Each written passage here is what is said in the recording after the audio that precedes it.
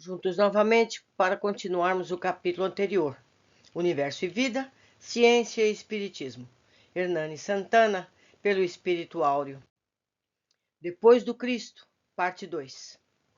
Ante tão lamentáveis descalabros, tão profunda deturpação dos ensinos do Divino Mestre, o grande vidente de Pátmos ofereceu-se a Jesus para voltar ao mundo, numa veste de carne, a fim de recordar, com seu exemplo de amor e de pobreza, as lições imortais do Nazareno.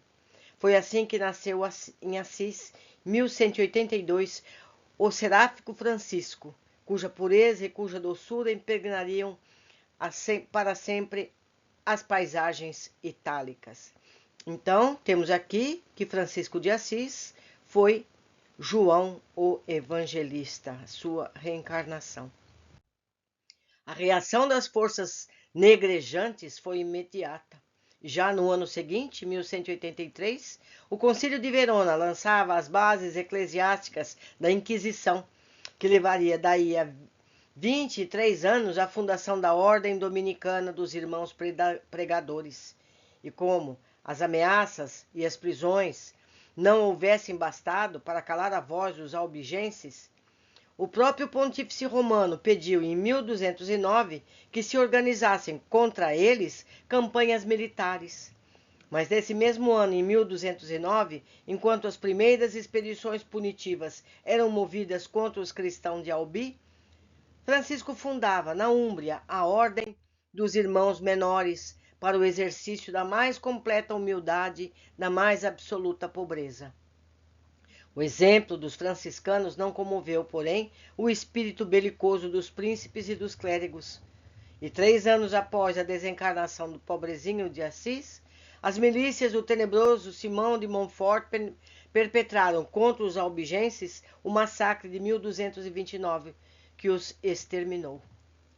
Longe de se satisfazerem com esse sanguinário triunfo, os áulicos do anticristo trataram de ampliar e consolidar o domínio da treva sobre as consciências e 2 anos depois, em 1231, o Papa Gregório IX organizou o primeiro Tribunal de Inquisição, cujo funcionamento confiou ao zelo dos frades dominicanos.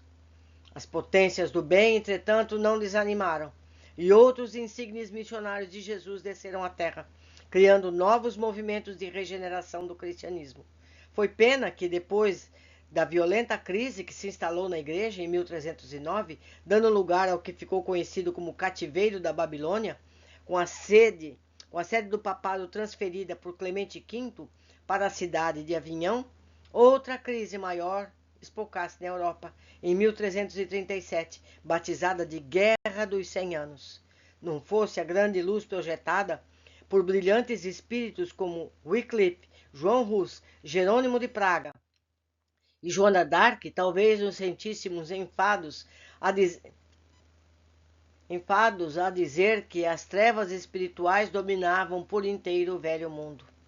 Também o Império Romano do Oriente, ou Império Bizantino, que tão valentemente se mantivera até então, prestando assinalados serviços à cultura humana, acabou capitulando para sempre ante as hordas poderosas do califa Maomé II, que entrou vitoriosamente em Constantinopla no dia 29 de maio de 1453.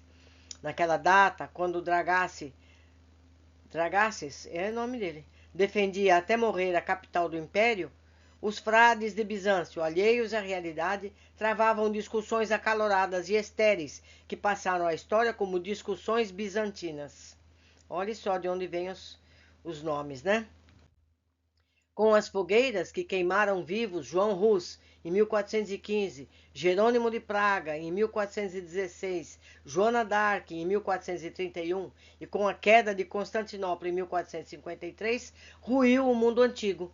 Mas quando Colombo e Cabral, no último decênio do século, chegaram às terras americanas, abrindo a cortina do tempo, surgiram, como por encanto, no cenário humano um mundo novo e uma nova era. É então, escreve Emmanuel em seu precioso livro A Caminho da Luz, que inúmeros mensageiros de Jesus, sob a sua orientação, iniciam um largo trabalho de associação dos espíritos de acordo com as tendências e afinidades, a fim de formarem nas nações do futuro com sua personalidade coletiva. A cada uma dessas nacionalidades seria cometida determinada missão no concerto dos povos futuros, segundo as determinações sábias do Cristo, erguendo-se as bases de um mundo novo, depois de tantos e tão continuados desastres da fraqueza humana. Constroem-se os alicerces dos grandes países, como a Inglaterra, que em 1258 organiza os Estatutos de Oxford, limitando os poderes de Henrique III. Em 1265, erige a Câmara dos Comuns, onde a burguesia e as classes menos favorecidas têm a palavra com a Câmara dos Lordes. A Itália prepara para sua missão de latinidade. A Alemanha se organiza. A Península Ibérica é imensa oficina de trabalho e a França ensaia os passos definitivos para a sabedoria e para a beleza. A atuação do mundo espiritual proporciona à história humana a perfeita caracterização da alma coletiva dos povos. Como os indivíduos, as coletividades também voltam ao mundo pelo caminho da reencarnação. É assim que vamos encontrar antigos fenícios na Espanha e em Portugal, entregando-se de novo às suas predileções pelo mar. Na antiga Lutércia, que se transformou na famosa Paris do Ocidente, vamos achar a alma ateniense nas suas elevadas indagações filosóficas e científicas, abrindo caminhos claros ao direito dos homens e dos povos. Andemos mais um pouco e acharemos a Prússia, o espírito belicoso de Esparta, cuja educação defeituosa e transviada construiu o espírito detestável do pangermanismo na Alemanha da atualidade. Atravessamos a Mancha e de Parcenosá, na Grã-Bretanha, a idilidade romana com a sua educação e a sua prudência, retomando de novo as rédeas perdidas do Império Romano, para beneficiar as almas que aguardavam por tantos séculos a sua proteção e o seu auxílio. Surge na Europa a pólvora, a imprensa, o papel, a bússola. Vasco da Gama chega a Calicut, na Índia. Fernão de Magalhães encontra a passagem para o Oriente, atingindo por mar as Filipinas. Sebastião Elcano, ao regressar à Espanha em 1522, prova a redondeza da terra. De repente, o velho mundo, em primavera, se enche de beleza. Pensadores, astrônomos, poetas, físicos, pintores, escultores, matemáticos parecem ter descido à terra para nela materializarem alguma coisa do céu. É o momento radioso de Da Vinci, Miguel Ângelo, Rafael, Velázquez, Murilo, Rubens, Van Dyck, Bramante, Rembrandt, Ariosto de Tarso, Rabelais, Montaigne, Cervantes, Camões, de Moros, Erasto, Kepler, Galileu, Shakespeare, Copérnico, Torricelli, Harvey, Leibniz, Descartes e Newton. E também a grande obra de Martinho Lutero, Teresa d'Ávila, João da Cruz, Zwinglio, Calvino, Melanchthon, Servet, João Knox, sempre me perdoando a má pronúncia. Embora seja também, desgraçadamente, o tempo e a vez de Inácio de Loyola, de Felipe II, Leão X, Paulo III, Catarina de Médici, Bartolomeu Las Casas, bispo escravocrata. Chega, porém, o século XVII, com os horrores da Guerra dos 30 Anos. Mas os imigrantes de Mayflower desembarcaram na América. Pedro o Grande ocidentaliza de algum modo a Rússia. É assinalada na Inglaterra a Declaração de Direitos, a independência da Holanda, da Suíça é reconhecida, a França se torna a primeira potência militar da Europa. No século XVIII, iniciou-se entre lutas igualmente renovadoras, comenta Emmanuel no livro já citado, Caminho da Luz. Mais elevados espíritos da filosofia e da ciência, reencarnados particularmente na França, iam combater os erros da sociedade e da política, fazendo sossobrar os princípios do direito divino, em nome do qual se cometiam todas as barbaridades. Vamos encontrar nessa pleiade de reformadores os vultos veneráveis de Voltaire, Montesquieu, Rousseau, D'Alembert, Diderot, Quesnay. Me perdoem sempre a má pronúncia. Suas lições generosas repercutem na América do Norte, como em todo o mundo. entre cintilações do sentimento e do gênio, foram eles os instrumentos ativos do mundo espiritual para a regeneração das coletividades terrestres. Historiadores, a que, numa característica mania de sensacionalismo, não se pejam de vir a público asseverar que esses espíritos estudiosos e sábios se encontravam a soldo de Catarina II, da Rússia e dos príncipes da Prússia contra a integridade da França.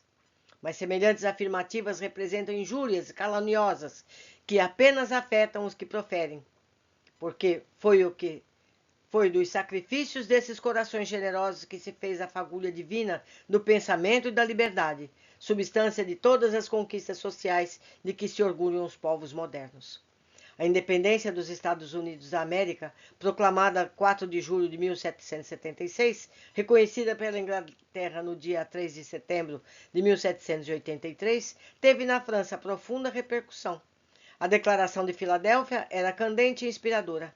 Consideremos como evidentes as seguintes verdades: que todos os homens foram criados iguais, que o Criador lhes conferiu certos direitos inalienáveis, entre os quais contavam a vida, a liberdade e a procura da felicidade, que para assegurar esses direitos, os governos foram instituídos entre os homens, originando-se os seus justos poderes do consentimento dos governados. Quando os Estados Gerais se reuniram por convocação do rei, às instâncias do ministro Necker, os deputados da burguesia propuseram reformas políticas tão radicais que o rei, partilhando o receio dos nobres, mandou fechar o local das sessões. Desobedecendo à ordem, os deputados proclamaram-se em Assembleia Constituinte. O governo recorreu a mercenários estrangeiros para manter a ordem em Paris. Mas a fome do povo, o desespero, a inconformação com as injustiças sociais, com os privilégios dos nobres e do clero, as novas ideias plantadas pelos enciclopedistas e o exemplo dos norte-americanos, tudo isso, passionalmente ressaltado nos inflamados discursos de Desmoulins, levou a multidão revoltada a invadir a fortaleza da Bastilha. Enquanto por todo o país os castelos dos nobres eram incendiados, estávamos no dia 14 de julho de 1789. Era a Revolução Francesa, era o começo da Idade Contemporânea. Os acontecimentos se precipitaram. Em 1792, a Conselho eleito pelo povo, proclamou a República. A 21 de janeiro de 1793, Luís XVI foi guilhotinado. O terror comandado por Robespierre estabeleceu-se na França. A guerra contra a Áustria e a Prússia, iniciada em 1792, logo se estendeu a toda uma coligação europeia de nações, mas os exércitos franceses, organizados por Carnot, comandados por Roche, Moreau, Jourdan, acumulavam vitórias sucessivas. Foi então que um jovem oficial corso começou a ganhar notoriedade, ao reconquistar brilhantemente os ingleses a cidade fortificada de Toulon. Em breve, seu nome ganharia fama e prestígio na França e em toda a Europa, pela eficiência do seu comportamento de repressão ao levante monarquista e pela excelente campanha militar que desenvolveu contra os austríacos no norte da Itália. Os triunfos que obteve em Lodi, Arcolay, Rivoli, Castiglione elevaram Napoleão Bonaparte à categoria de grande guerreiro e herói nacional da França. A paz de Campo Formio foi o resultado incontestável de seu gênio de estratégia. Passando depressa ao Egito, conseguiu, junto às pirâmides, memorável vitória, mas encontrou depois dificuldades muito grandes que sua astúcia política soube disfarçar, com muito êxito, através de notícias constantes de fantasiosas conquistas que fazia espalhar da metrópole distante. Para os franceses, seu nome passou a ser naturalmente a radiosa esperança de um governo poderoso e honesto, em substituição aos escândalos administrativos de um diretório incompetente e corrompido. Aconselhada por Teilhard, Fouché, Sieyès, mantendo suas tropas na África, foi incógnito a Paris e lá, agindo com o apoio dos militares e de alguns políticos insatisfeitos e influentes, dissolveu os conselhos, destituiu o diretório 18 Brumário, 9 de novembro de 1799. Assumiu o poder com o título de primeiro cônsul. Portando-se com extraordinária sagacidade política, Sem nenhum escrúpulo humanitário, Bonaparte conseguiu, em pouco tempo, enriquecer a França às custas da Europa. Prosseguindo sem descanso em sua faina guerreira, impunha sistematicamente os vencidos tratados de comércio que recheavam as bolsas dos negociantes e produtores franceses. Sua administração deu ao seu povo inegável prosperidade econômica, excelentes estradas e um código comercial modelar. Além disso, sua sensibilidade de estrategista devolveu à população, sob a garantia do Estado, plena liberdade de culto, restabeleceu o calendário cristão que a Revolução abolira. Tudo isso talvez não justifique, mas provavelmente explica porque os franceses, que haviam empreendido sangrenta revolução para substituir a monarquia absoluta por uma república igualitária, aplaudiram com entusiasmo a Napoleão Bonaparte. Quando ele, depois de tornar-se cônsul vitalício, fez o Papa viajar do Vaticano para a França a fim de consagrá-lo imperador. Meus amigos, qualquer semelhança com os dias de hoje não deve ser mera coincidência. Analisem os dias que vivemos. Troquem os nomes e vamos chegar aos mesmos dias. Terminamos aqui a segunda parte desse capítulo tão longo e tão cheio de história. Aguardo vocês na conclusão deste capítulo. Até mais.